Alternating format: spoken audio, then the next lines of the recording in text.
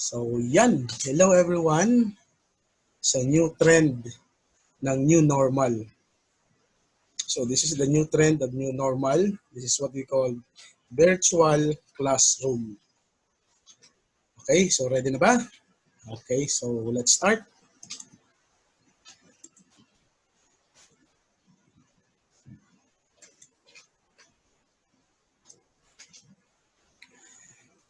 So for our first lesson in arts, Southeast Asian arts. So we're going to visit the different countries, selected countries in Southeast Asia.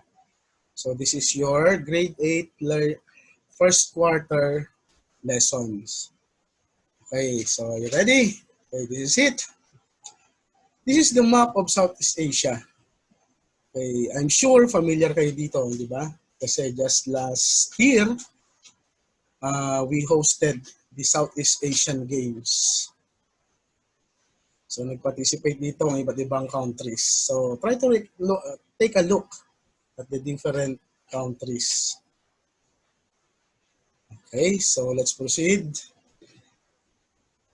Dito sa ating activity, na ibibigay ko sa iyo, this is what I call jumbled words. Okay. So, ang gagawin mo, ipopost ko yung jumbled words and try to guess kung ano yung country na tinutukoy doon sa jumbled word. Okay, number 1. Okay, very good. Okay, that's good. Okay, did you get it? Okay, very good. Next. Very good. So, nasagutan mo ba lahat? Yan, very good. So, pero bago tayo pumalaot dito sa ating lesson, no, let us try to recall first the different elements of arts.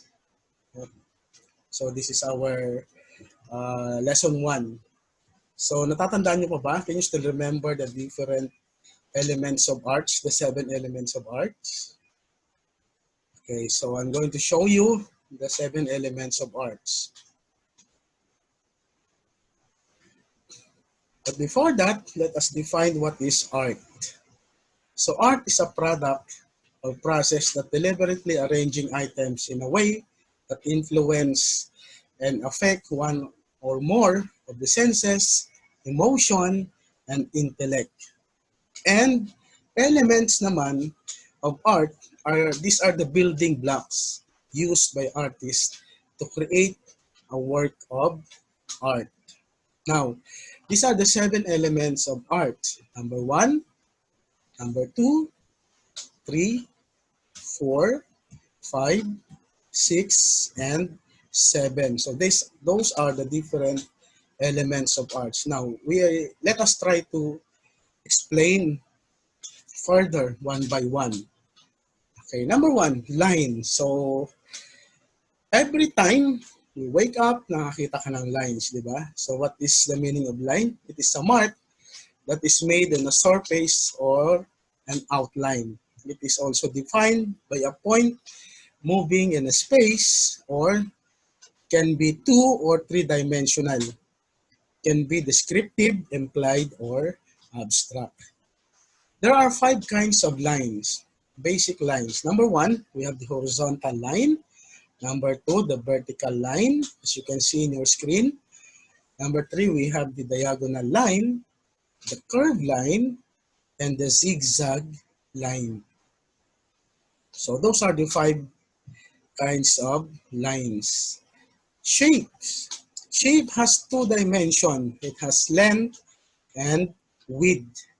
It is represented as a closed area that is defined by color, value, space, texture, and form. When a lines form together, they make flat shapes. So there are different categories of shapes. Number 1, we have the geometric shape. So you can see the different geometric shapes. And these are the shapes that are also recognized and is used in math information also. Next, we have also the organic shapes. So these are a free-form shapes. So if there is a cloud outside, you can see a cloud. That is what we call free-form shapes. Okay. There is a natural look and flowing, curving appearance. That is what we call organic shapes. We have also positive shapes and negative shapes. Take a look at the picture on your screen. Okay, so those are the examples of positive and negative shapes. We have also the static and dynamic shapes. Okay, so nandyan sa screen nyo, yung example ng static and dynamic shapes. Static appears to be stable and resting, while dynamic appears to be moving and active. Form. Form has three dimensions. Okay. Shapes has two dimensions, but while form has three dimensions, the length, the width, and the height. So these are the types of form. Letter A, we have the cube. Letter B, we have the cylinder. So as you can see in the picture, we have also the cone, the sphere, and let's go to value. So value refers to the changes in the basis of color, range from lightness and darkness within a picture. So there are different categories also of value. Number one, you have tint, and number two, we have shades. So tint, it is the adding of white color, white paint to make it more lighter. Let's say, for example, the red add white paint or color to the red, it will appear to be light red, diba? Or light blue or light green. Then shades, it is the adding to a paint, adding black to a paint to create dark value such as dark blue, dark green, and dark red. So in a regular paint, you're going to add black to make it more darker. We have also the high key and low key. So take a look at the picture. So I'm sure you can see the difference between high key and low key. High key is all about light value, and low key is dark value. Dark is more emphasized in the low key. We have also the value contrast and value scale. So take a look at the picture, the value contrast and the value scale. We have also the texture. Okay. So texture has two categories, the real texture and the implied texture. If you touch something, that is a real texture.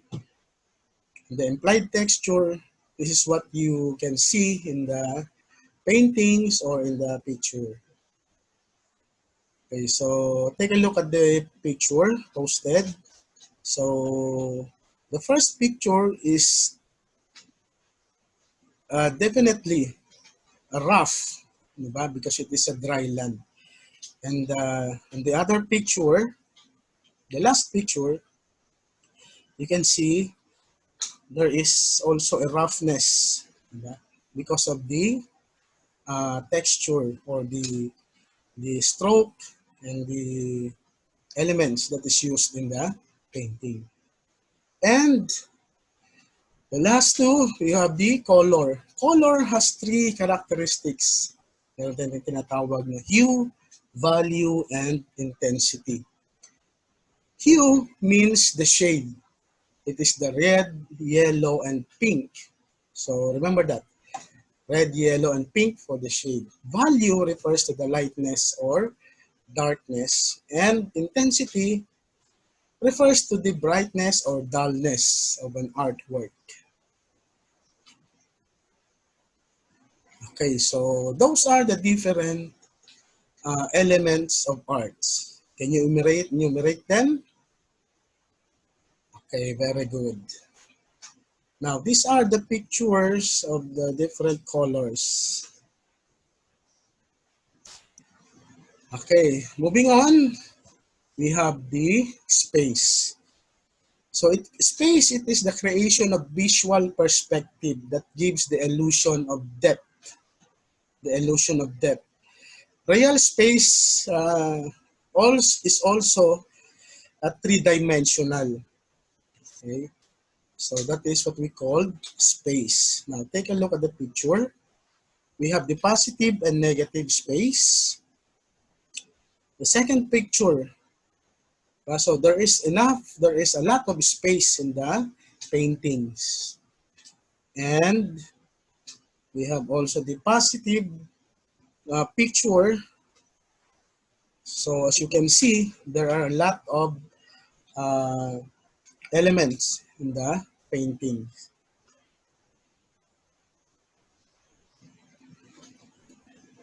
Okay, so that's it. That is the 7 elements of arts. Okay. So for your activity, please be guided and bibigay ko sa iyo mga activity. And it will be presented on the following slides. For the guided exercises, okay, nandyan yung instruction. Look at the picture and try to identify the elements of arts in the picture. Okay, try to identify. Okay, in the picture number 2, what are the different elements of arts? Okay, what are the different elements of arts that you can see in the picture? And the last, what you can see in the different, what are the different elements of arts that you see in the picture? For our activity 1, yung gagawin mo, go around into your house and find a place or displays like painting, figurine, etc. that are inspired by Asian countries. Take a look at the example picture. Save the picture and include in the portfolio later. Activity 2, search picture of different arts in Malaysia, Indonesia, Thailand, and Singapore. Also, save them to be used in the activity number 3. And for our activity number 3, we're going to make a collage.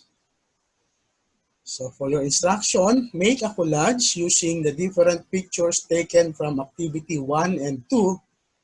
And then I will inform you when to submit your output.